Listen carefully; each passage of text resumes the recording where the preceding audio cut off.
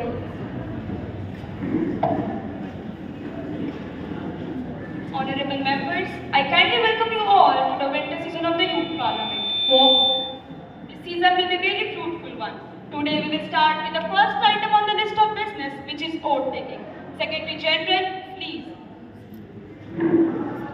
I call upon Srimati Zara Sultana, our newly elected member from the Piramular constituency, to take her oath or affirmation.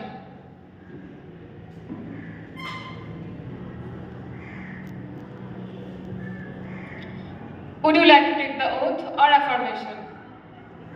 In which language would you like to take the oath? Okay, go ahead.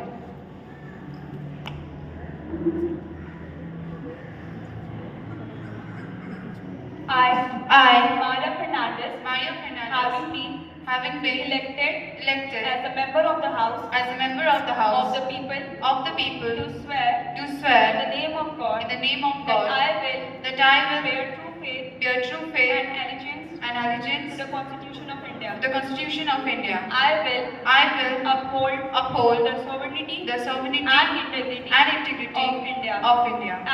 And I will faithfully discharge the duty upon which I am about to I am enter. about to enter.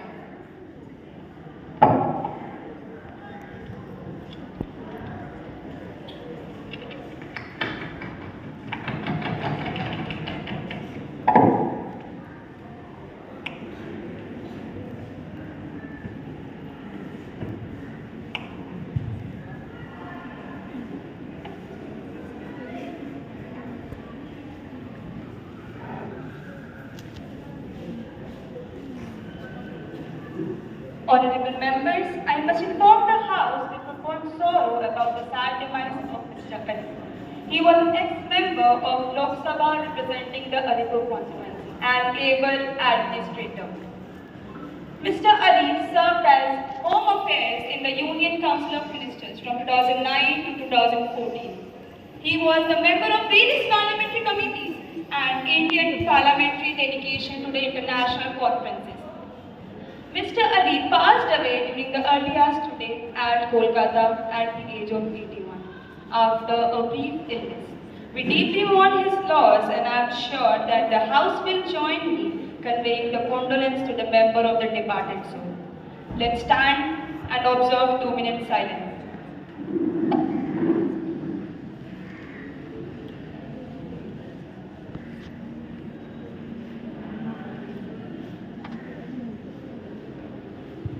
Okay, please be seated. Secretary General, I direct you to please convey the condolence of the House to the member of the departed soul. Yes, ma'am. Now, let's begin with the questioner. Star 1155, Srimati Zara Sultana, please. Will the Minister of Skill Development and Entrepreneurship be pleased to state A. Whether the government organizes Rozgar Mela throughout the country to provide employment opportunities to the unemployed youth in private sector and to give impetus to the employment initiatives in the country? B. Whether any Rozgar Mela has been organized in the Darbhanga district of Bihar? C. If so, then the details thereof. D. If not, then whether the government has planned to organize any employment fair in the Darbhanga district of Bihar? E. If so, then the time, by when, and the details thereof. Minister of Skill Development and Entrepreneurship, you may answer the question. Honorable Speaker Madam, I would like to answer the questions put forward by my friend from the opposition. And I would like to inform that A. Under various skill initiatives, Rozgar Melas are being organized to ensure best placement opportunities for certified candidates. It is an event where skill-trained candidates and employers are brought to a common place to ensure best selection and recruitment choices for an employer and appropriate job opportunities for skill-trained candidates. Rozgar Melas are being organized by National Skill Development Corporation, Pradhan Mantri Kaushal Kendra, Sector Skill Council, and training providers under the aegis of Ministry of Skill Development and Entrepreneurship. In addition, the Ministry has also launched Atmanirbhar Skill Employee Mapping Portal, which works as a central directory of skilled workforce registered and certified under Skill India portal across all schemes at state and central level. For question B, C, D and E, I would like to state that the government proposes to organize Pradhan Mantri National Apprenticeship Melas across the country on a monthly basis. States and union territories have been accordingly advised to conduct PMNAM on every second Monday in one-third of the total number of districts, with the flexibility of choosing the location or districts keeping in mind the local conditions and festivals, so that all the districts can be covered once in a quarter and 4 times in a year. So far, 2 PMNAM have been conducted from the month of June and July 2022, covering 26 districts of the state of Bihar. Thank you, ma'am. Any supplementary question? Honorable Speaker, Madam, I have some supplementary questions. You may go ahead. Will the Minister of Skill Development and Entrepreneurship be pleased to state A. The aims of National Skill Training Institute for Women, also called NSTI. B. The total number of NSTI in the country. C. Whether the state of Haryana has the highest level of unemployment among women in the country, and if so, then the details thereof. D. Whether the government plans to establish more NSTI in the state of Haryana in accordance with the aforementioned situation. E. If so, then the details thereof, and if not, then the reasons thereof. F. Any other steps taken by the government to combat women's unemployment in the region where it is highest, including Haryana, Rajasthan and Jammu and Kashmir. Minister of Skill Development and Entrepreneurship, you may answer the supplementary question. Honorable Speaker, Madam, I would be pleased to inform that A. The aim of National Skill Training Institute for Women under Directorate General of Training and Ministry of Skill Development and Entrepreneurship is to provide skill training to women, which enhances employment opportunities among women of various socio-economic levels and different age groups. Mrs. Speaker, Madam, then the Minister of Skill Development and Entrepreneurship trying to say women throughout the country with employment. Honorable member, you are deviating from the rules of the House. Please be seated. Honorable Speaker, Madam, shall I continue? You shall continue. Thank you, ma'am. For question B, I would like to state that there are 19 National Skill Training Institutes for Women across our country, and I have laid down the state-wise details of it. For question C, I would like to state that as per the period in labor force survey conducted by National Statistical Office from July 2020 to June 2021, Haryana does not have the highest level of unemployment among women in our country. For question D and E, I would like to state that no ma'am, in Haryana, our government is currently running National Skill Training Institute for Women at Panipat with 12 courses under Craftsman Training Scheme, 5 courses under Crafts Instructor Training Scheme, with the total seating capacity being 494 trainees per year. For question A, I would like to state that our government has established National Skill Training Institute for Women at Panipat in Haryana, at Jammu in Jammu and Kashmir, and at Jaipur in Rajasthan, with an aim to provide skill training to women so that they can opt for wage employment or self-employment. Thank you. Star 1275, Srimati Sujata Valmiki, please. Will the Minister of Education be pleased to state A. The initiative proposed by the Indian National Education Policy 2020 for internationalization of higher education. B. The steps undertaken by the government during the last 3 years for promoting internationalization of higher education. C. Whether the government has facilitated the setting up of campuses of international universities in India. D. If so, the details thereof. E. Whether the government has facilitated to setting up the international campuses of Indian universities outside India. F. If so, the details thereof. Minister of Education, you may answer the question.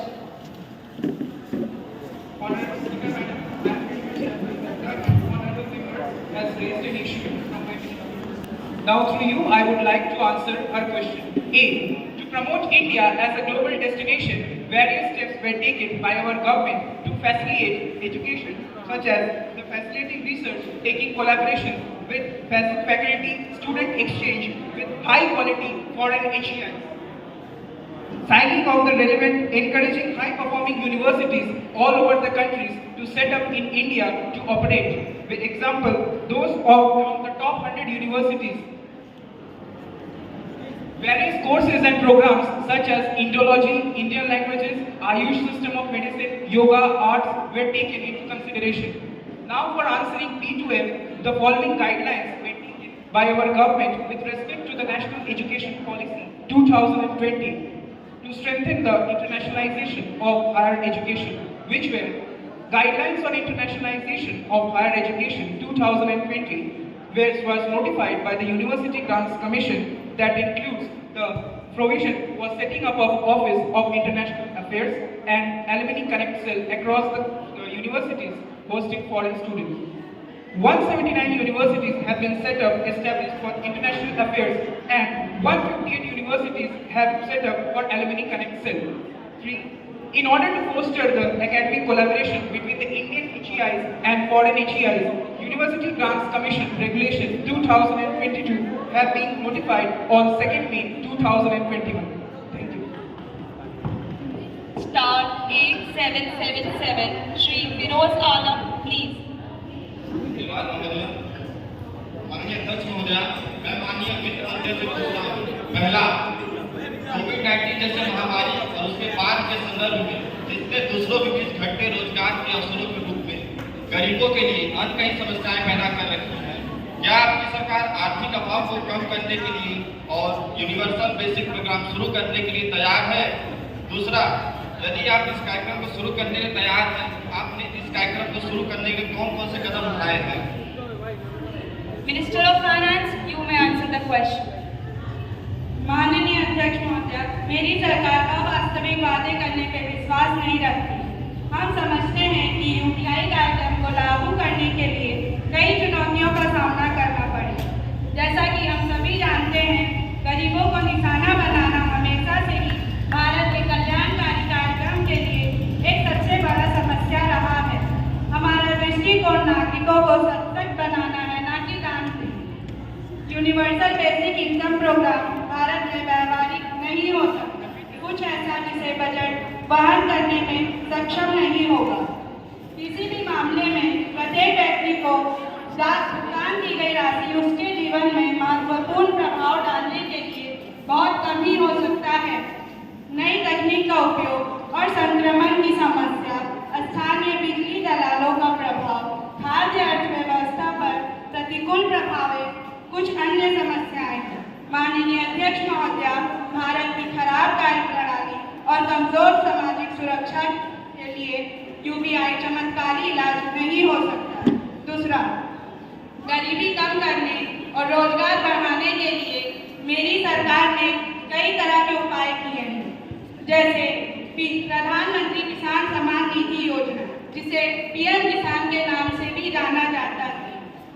विशेष रूप से यह किसान के लिए आय सहायक योजना है। इसके तहत हम देश के 120 मिलियन किसान परिवार में से प्रत्येक को 2 हेक्टेयर से कम भूमि वाले छोटे और सीमांत किसान को 6,000 रुपये प्रतिवर्ष दे रहे हैं। हम रुपए खर्च कर रहे हैं। गरीबों के लिए हमारी सभी योजनाओं पर 5,34,000 करोड़ रुपए और उन्हें हम आपके वादे से ज्यादा दे रहे हैं। हाँ, हमें अपने गरीबों पर तर्कसंगत निर्णय लेने में सक्षम होने के लिए भरोसा करना होगा। आप एक समिति गठन क्यों नहीं कर सकते? पायलट प्रोजेक्ट के लिए आगे बढ़ सकते हैं और फिर इसे चरणबद्ध तरीके से लागू कर सकते हैं। माननीय अध्यक्ष महोदया, मैं बताना चाहता हूँ, ब्राजील, फिनलैंड, स्विट्जरलैंड ने इस अवधारणा को स्वीकार कर लिया और अपने आबादी के पूरक में यूपीआई कार्यक्रम को लागू कर लिया। महोदया, भारत में भी यूपीआई कार्यक्रम लागू करने का समय आ गया है। गरीबी हटाओ से न्याय कर। माननीय अध्यक्ष महोदया, माननीय सदस्य भूल रहे हैं, ये प्रश्नकाल है। अध्यक्ष महोदया, मैं इस पर और स्पष्टीकरण चाहता हूँ। You may go ahead, but please pose a brief question. धन्यवाद महोदया। क्या हम बीच का रास्ता नहीं अपना सकते और 2016-2017 के आर्थिक सर्वेक्षण और IMF द्वारा प्रस्तावित आय बुनियादी योजना पर आगे नहीं जा सकते? हम शामिल लागतों के बारे में चिंतित हैं। हम पहले से ही सामाजिक सुरक्षा और कल्याणकारी कार्यक्रम जैसे मनरेगा, PM किसान, PDS, जन धन, राष्ट्रीय सामाजिक सुरक्षा कार्यक्रम, सामाजिक सहायता पेंशन और उन्हें संचालित करने के लिए नौकरशाहों के एक बड़े फौज पर भारी निवेश कर रहे हैं। लेकिन भारत के राजनीतिक सीमाओं को देखते हुए भारत में यह राजनीतिक रूप से व्यवहार नहीं हो सकता। लोग संसद में खड़े होंगे और UBI के ऊपर सब्सिडी जारी रखने की मांग करेंगे, कुछ ऐसा जिसे बजट वहन करने में सक्षम नहीं होगा। Star 5289, Srimati Sunaina Agarwal, please. Honorable Speaker Madam, will the Minister of Tourism be pleased to state A. The number and details of the medical tourists that come to India annually and their details thereof. B. Whether the government has any plans to launch a dedicated medical tourism sector to expand the medical tourism sector. C. The plans to include alternative sources of medicine such as yoga, naturopathy, Ayurveda into the ambit of medical tourism sector. And D. The steps being taken, if any, to eliminate the presence of middlemen in the tourism sector to streamline it. Minister of Tourism, you may answer the question. Honorable Speaker Madam, I would like to answer the question. A. By providing the details of foreign tourism arrivals, namely FTA, in India on medical purpose during 2017 to 2021. In the year 2017, the FTAs on medical purpose were 6,95,056.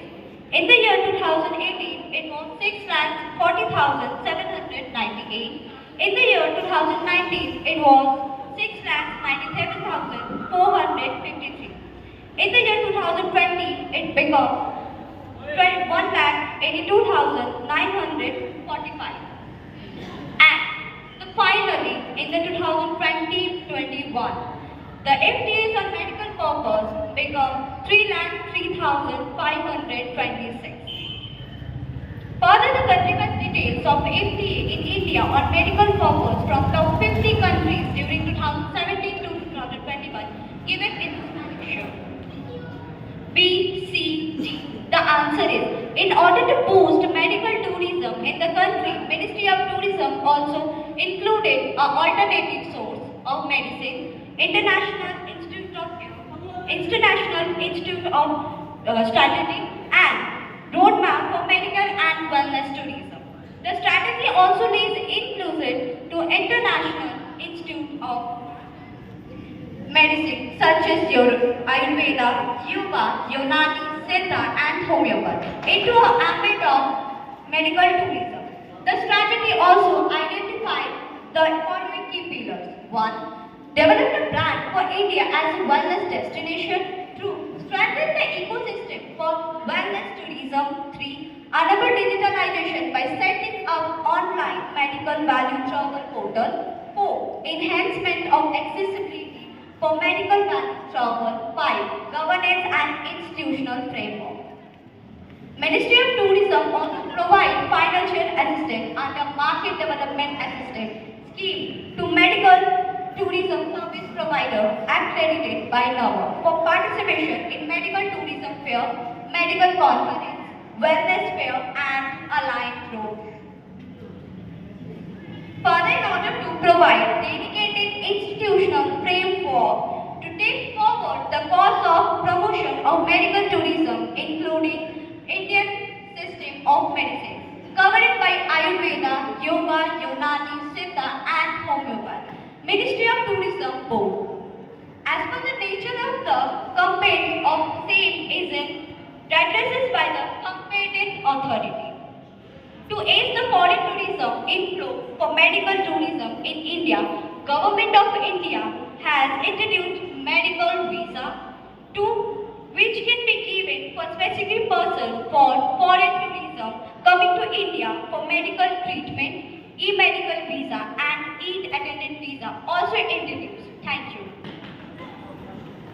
I call upon Srimati Preet Kaur to move her call attention notice. Thank you, ma'am. Mrs. Speaker, Madam, I call upon the attention of the Honorable Minister of Transport to the incident of the Morbi Bridge collapse. The cable suspension bridge on the Machu River that collapsed in Gujarat's Morbi city on 30th October 2022 has caused 141 deaths and more than 180 injuries that led to the horrific distress for the country. The 19th century bridge has reopened 5 days earlier in time for Diwali and for the Gujarati New Year following a lengthy closure for repairs. The bridge has a capacity for 150 but reportedly 650 entry tickets were sold on the evening of the collapse. What could have led to the collapse of the bridge in Gujarat's Morbi? What steps could be taken up to ensure such accidents do not happen again? We demand an immediate explanation from the government. We are looking into the matter. Having said that, I want to inform you that the Morbi Municipal Corporation has taken full blame for the opening of the bridge without a fitness certificate being issued. Also, I want to tell you one thing. Since you have mentioned that 650 tickets were sold instead of the 150 limits which was already sanctioned, I want to say that it was a fault on the behalf of the Morbi Municipal Corporation. Lastly, I want to inform you that no stones will be left unturned to punish the convicts who are responsible behind this tragedy. Lastly, I will make sure and my government will make sure that the families of the victims are delivered justice. Thank you. अध्यक्ष महोदय, मैं सदन में स्थगन प्रस्ताव पेश करने की अनुमति चाहता हूँ। I call upon Shri Firoz Alam who asks for leave of the House to move the adjournment motion. मैं सदन से स्थगन प्रस्ताव पेश करने की इजाजत मांगता हूँ। The question is that the leave be granted to the member to move the adjournment motion. Those in favor, please stand up. The leave is granted. धन्यवाद महोदय।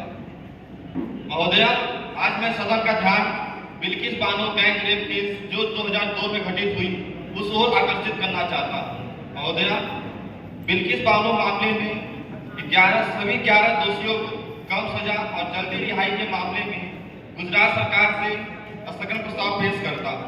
यह घोर न्याय का मामला है देश के लिए।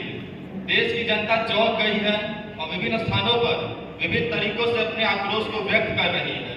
महोदय, महिला संगठन के सदस्य धरना स्थलों पर धरना दे रही है। महोदय, बिल्किस बानो मात्र 21 वर्ष की महिला थी और वो 5 महीने की गर्भवती भी थी। इसके बावजूद भी उन 11 लोगों ने उसके साथ मिलकर बलात्कार जैसा घिनौना हरकत किया। यही नहीं महोदय, उन लोगों ने उनके परिवार के 3 अन्य सदस्य के साथ भी यह घिनौनी हरकत की। महोदय, उन सभी 11 लोगों का आक्रोश यहाँ भी खत्म नहीं होता है। उन लोगों ने उसकी बेटी साहिला जो मात्र 3 वर्ष की थी उसको भी नहीं छोड़ा। उन्होंने उसका सिर पत्थर से कुचलकर उसकी हत्या कर दी। यही नहीं, उन लोगों ने परिवार के अन्य 14 सदस्यों की भी हत्या कर दी। महोदय, बिल्किस बानो ने किसी तरह अपनी जान बचाई और उन सभी 11 दोषियों को सलाखों के पीछे पहुंचाया।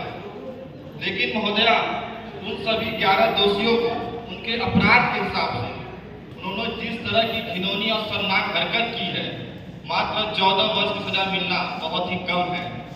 मैं सदन से आग्रह करता हूँ उन सभी दोषियों को कठोर से कठोर सजा मिले ताकि उनकी आने वाली 7 पुश्तें भी ऐसा कुछ करने से पहले 100 बार सोचें।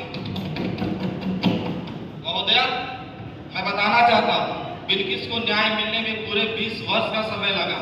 ऐसा क्यों? क्योंकि वह एक मुस्लिम महिला थी इसलिए, या मुसलमान भारत में माइनॉरिटी मानते हैं इसलिए? महोदय, यह सिर्फ बिल्किस की बात नहीं है, यह भारत में रहने वाली सभी महिलाओं और बेटियों की बात है। आदरणीय महोदय, मैं माननीय प्रधानमंत्री से पूछता हूँ, उन्होंने आजादी के 75वें अमृत महोत्सव के कार्यक्रम में इन सब बातों को नजरअंदाज करते हुए ये कैसे कह सकते हैं वह नारी शक्ति और नारी सम्मान की बात करते हैं? वे बेटियों के दर्द को भुलाकर उनके उनके साथ जो हुआ उसको भुलाकर आजादी के अमृत महोत्सव कैसे मना सकते हैं? महोदया, हम किस समाज की बात करते हैं? एक ऐसा समाज जहां महिलाओं को कोई सम्मान नहीं है, उनका कोई अस्तित्व नहीं है। महोदया, हमारे संविधान में लोकतंत्र, धर्मनिरपेक्षता और सामाजिक न्याय के मूल्यों का कोई सम्मान नहीं है। मैं प्रधानमंत्री से पूछता हूं, वे ये सब बातों को भूलकर आजादी के अमृत महोत्सव कैसे मना सकते हैं? और बिल्किस बानो को न्याय मिलने में 20 वर्ष का समय क्यों लगा? हमारे पुरुषों ने 14 साल से ज्यादा जेल में बिताए हैं। उनमें से कई ब्राह्मण हैं और अच्छे संस्कार वाले पुरुष हैं, और वैसे भी दोषियों की उम्र और उनके अपराध की प्रकृति और जेल में व्यवहार को देखकर विचार कर उन्हें छूट दी गई है। ब्राह्मण, अच्छे संस्कार, जाति और अपराध के बीच क्या संबंध है? ये दयनीय विरोधाभास है। आजादी के इतने दशकों के बाद भारत आज भी जातिवादी समाज है। क्या नारीवाद हर महिला के लिए नहीं है, या हम चयनात्मक न्याय में यकीन रखते हैं? आए दिन दलित महिलाओं के साथ बलात्कार होता है और उनकी हत्या कर दी जाती है, लेकिन देश उसे नजरअंदाज कर देता है। क्यों? मात्र इसीलिए क्योंकि वह एक निम्न जाति की महिला है। माननीय अध्यक्ष महोदया, उसे न्याय नहीं मिलता। उच्च जाति के पुरुषों के लिए यह अपराध मात्र चेतावनी बनकर रह गया है। उच्च जाति के पुरुष इस तरह की दंड मुक्ति का आनंद उठाते हैं। ऐसे में उन पीड़िताओं का शोक कौन मनाएगा?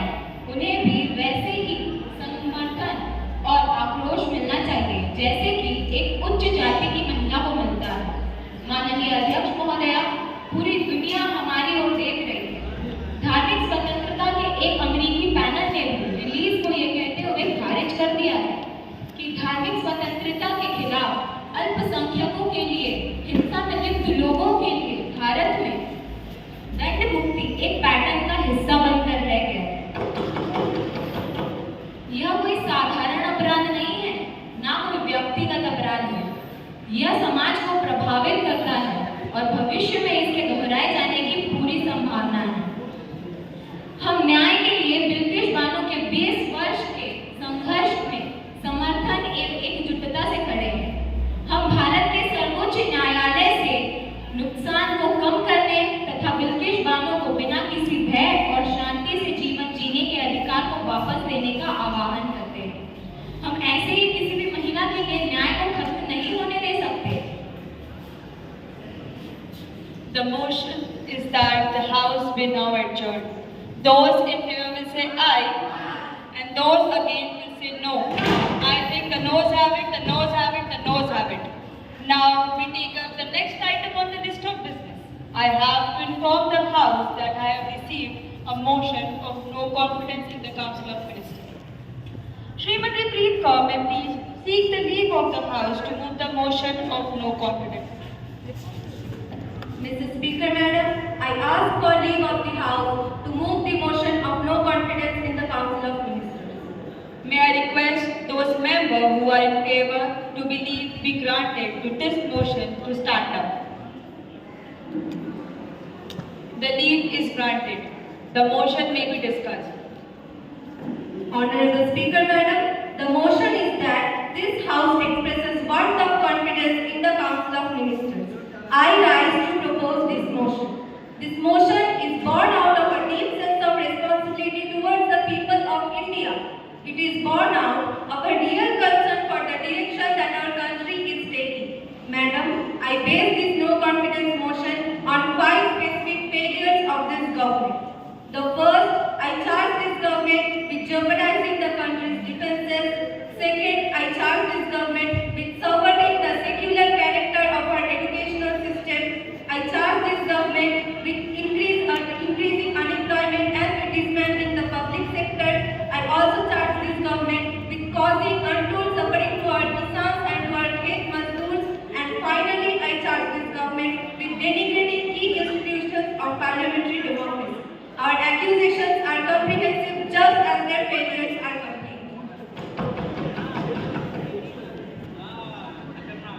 माननीय अध्यक्ष महोदया, जब से हमारी सरकार सत्ता में आई है, हमारे एक एक कदम को, हमारे एक एक पहल को और प्रत्येक उपलब्धियों की निंदा की है। अब समय आ गया है कि हमारी सरकार का जायजा लिया जाए। कुछ ही सालों में हमने इस देश को मिनिमम गवर्नमेंट और मैक्सिमम गवर्नेंस का पाठ सिखाया है और इन्फ्लेशन 5% से गिर गया है और हमारे देश की जीडीपी 7.4% से बढ़ चुकी है। और वो दिन दूर नहीं जब हमारे देश की जीडीपी जर्मनी और जापान को मिलाकर भी उससे अधिक होगी। और हमारे मेक इन इंडिया प्रोजेक्ट के तहत एफडीआई के अंतर्गत 48% की बढ़ोतरी हुई है और ये कोई मामूली बात नहीं है। प्रधानमंत्री ग्राम सड़क योजना के तहत तमाम गांव के रास्तों को जोड़ने का हमने प्रण लिया है और गरीबी हटाओ जैसा नारा देकर हम अपने देशवासियों को बेवकूफ नहीं बनाते। आपकी सरकार वादे तो करती है लेकिन निभाती नहीं है। Digital India, make in India, प्रधानमंत्री जन धन योजना, स्वच्छ भारत अभियान, अटल पेंशन योजना, सुरक्षा बीमा योजना, स्मार्ट सिटी योजना, मुद्रा बैंक योजना, डिजी लॉकर स्कीम, माननीय अध्यक्ष महोदया, और क्या क्या बताऊं मैं आपको। प्रधानमंत्री उज्ज्वल योजना के तहत हमने हर घरों में एलपीजी कनेक्शन दिया और स्वच्छ भारत अभियान के तहत हमने 94,000 शौचालय बनाने का प्रण लिया और उसमें 24,000 शौचालय तो बन भी चुके हैं। और बात आई भारतीय रेलवे की, तो कुछ ही सालों में हमारी सरकार ने भारतीय रेलवे का स्ट्रक्चर ही चेंज कर दिया है और हमने अपनी महिलाओं को बेटी बचाओ बेटी पढ़ाओ, ट्रिपल तलाक पे रोक, 6 मंथ पेड मैटरनिटी लीव जैसे तोहफे दिए हैं और हमने अपने देश की एक क्लीन इमेज बनाई है और भ्रष्टाचार के खिलाफ लड़ाई की है। और जो सबसे बड़ी चीज हमने इस देश को दी है वो है जीएसटी और सारे विश्व ने हमारी ताकत देखी है जब हम बिना हिचक आतंकवाद को खत्म करने के लिए और देश की सुरक्षा निश्चित करने के लिए एलओसी पर सर्जिकल स्ट्राइक करवाए। The motion is one of no confidence. Those in favor will say aye and those again will say no. I think the noes have it, the noes have it, the noes have it. Mrs. Speaker, Madam, I beg to move that the Prohibition of Child Marriage Amendment Bill 2021 be taken into consideration. It is very unfortunate that the continuous practice of child marriage continues to plague Indian society. Even today, despite the Prohibition of Child Marriage Act 2006, there is an urgent need for reform. Based on the recommendation of 2006, the bill proposes the raising of the marriageable age of girls from 18 to 21 years. It states that the said bill, if it becomes law, shall have an overriding effect on contrary prohibitions contained in personal law, which do not secure the constitutional prohibition mandate for gender equality between men and women. It is very important that our girls should become self-dependent before joining the workforce. So, we put forth this bill to address the various issues of women in a holistic manner. The motion is that the bill be taken into consideration. Notwithstanding the merits of the bill, there is every reason for us to doubt the genuineness of the government's concern for discouraging child marriage, for promoting women's education, especially higher education, or for women's education in general. The rate of child marriages will not come down easily. There are primarily economic factors coupled with certain cultural factors that lead to early marriages among women. The latest round of National Health Family Survey has revealed that wherever there has been an access to affordable and quality education and better economic indicators, women are found to marry late. Legally raising the marriageable age places the onus of almost everything upon the poor people and exonerates the government from the responsibility to provide for those enabling factors with matching investment. Enrollment in higher education has gone up over the years. But this is because of the aspiration for it and not what the government has done. Education Policy 2020 has accepted that public investment in education has not gone up.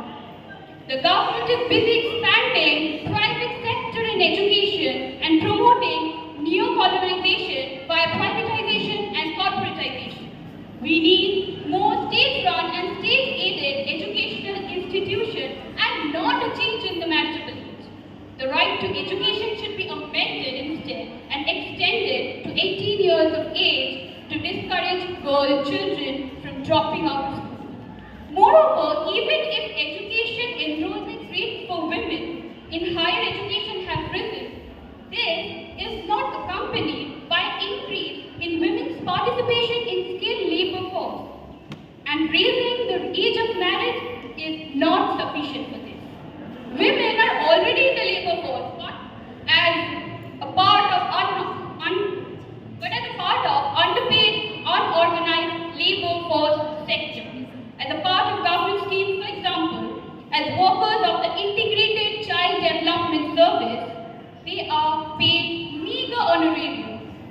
A stark differences have been noticed in the impact of marriage age on the education of women, with only 28.1% of women who married before they were 21 by completing secondary education, as opposed to 68.1% who married after they were 21. The new National Education Policy 2020 will act as an enabler to ensure that the girls are provided with access of secondary and higher education and development of skill development to ensure that their life choices. It is also baffling that while the proposed bill seeks to correct the age of marriage provisions in other laws, including personal law, it glosses over the anomaly of Child Labor Prohibition and Regulation Act of 2016. A person upon reaching the age of 18 can vote, but cannot exercise the right of choice to marry. Age, I repeat age does not have to be the same for everything. If the purpose is to enable and not to deprive, it is okay to have the differential age yardsticks in determining children's capacities. Economic prosperity is not a measure for social development. Thus, women is simply considered as property. There are many people in the country who blindly follow customary practices, even today, who do not accept girls as equal to boys, who look down upon their daughters as liability to be gotten rid of as early as possible. These people who cannot wait till 18 to marry off their daughters, how can they wait till 21? Ineffective implementation of PCMA or any other law should not be used to avoid this amendment. In our country, where premarital and extramarital sex is a taboo, putting an absolute bar on the marriages till the age of 21 will only give in rises of cases of elopements. लेकिन माननीय अध्यक्ष महोदय, माननीय सदस्य कृपया ध्यान दें, अधिनियम पहले से ही 21 वर्ष की आयु में लड़कों को विवाह करने का अधिकार प्रदान करती है और समानता के लिए लड़कियों को भी समान अधिकार देना जाना अनिवार्य है और मैं इस बात से सहमत हूँ कि अकेले इस बिल से बाल विवाह जैसी समस्याओं का समाधान नहीं होगा। We endorse a recommendation of 2008 Law Commission to legalize the age of marriage for girls and boys uniform at 18 and not at 21. Mr. Speaker, Madam, we firmly believe that the bill is a positive step in the right direction. It will protect the physical, mental and reproductive health of the woman and has every potential to bring in social change, as we all know that the future of our youth should be at the center of the debate. The bill be referred to a select committee of Lok Sabha. The House is adjourned for today. Let's stand up for the national anthem.